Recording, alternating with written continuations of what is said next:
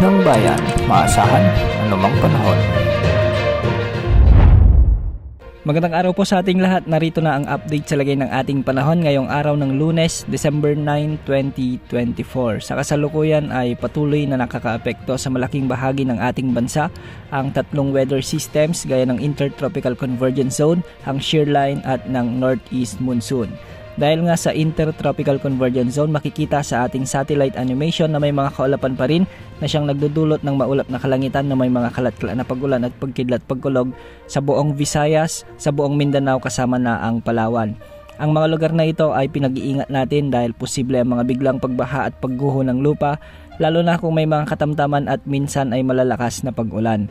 Samantala, umiiral naman ang shear line o yung banggaan ng malamig at mainit na hangin na siyang nagdudulot ng maulap na kalangitan at kalat-kalat na pagulan at mga localized thunderstorms sa bahagi ng Bicol Region, sa may Marinduque, Romblon, Oriental Mindoro, kasama na rin ang Laguna, Rizal, Quezon Province at Aurora.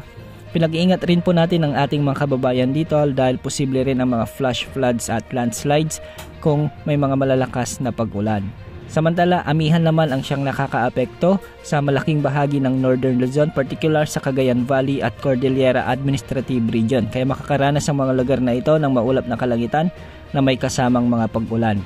Samantalang sa Ilocos Region at nalalabing bahagi ng Central Luzon ay amihan din ang siyang nagdudulot ng bahagyang maulap hanggang sa maulap na kalangitan na may mga isolated light rains o mga kalat-kalat na mahihinang pag-ulan. Sa Metro Manila ay magiging maalinsangan ang panahon, ngunit hindi rin inaalis ang posibilidad ng mga biglang pag-ulan dulot ng mga localized thunderstorms. Sa nalalabing bahagi ng Luzon ay magiging bagyang maulap hanggang sa maulap din ng mga kalangitan na may mga kasamang pag-ulan din. Dulot rin ito ng mga localized thunderstorms at inaasahan ang mga localized thunderstorms lalo na pagsapit ng hapon at gabi. Samantala, wala pa rin naman tayong namomonitor na posibleng LPA na posibleng pumasok sa ating area of responsibility sa susunod na 3 araw. Ngayong araw dahil nga sa pinagsamang epekto ng shear line at Intertropical Convergence Zone, asahan pa rin ang mga katamtaman hanggang sa malalakas na pag-ulan sa bahagi ng Quezon Province, sa may Northern Samar, Eastern Samar, sa may Palawan, ang Zamboanga del Norte, Misamis Occidental, sa may Misamis Oriental, Camiguin, kasama na ang Agusan del Norte, Surigao del Norte, Surigao del Sur, sa may Dinagat Islands, ang Davao Oriental at Davao Occidental. Pinag-iingat natin ang ating mga kababayan dito,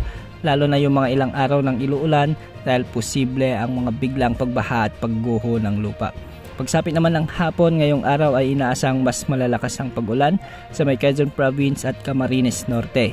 Bukas, araw ng Martes, ay mas maraming lugar pa sa Northern at Central Luzon ang makakaranas ng mga pag-ulan, particular sa bahagi ng Quezon Province, Aurora, Isabela at Cagayan. Dahil ito sa pinagsamang epekto rin ng shear line at ng amihan. Yan ang update sa lagay ng ating panahon. Ito po ang weather update ng bayan, maasahan anumang panahon.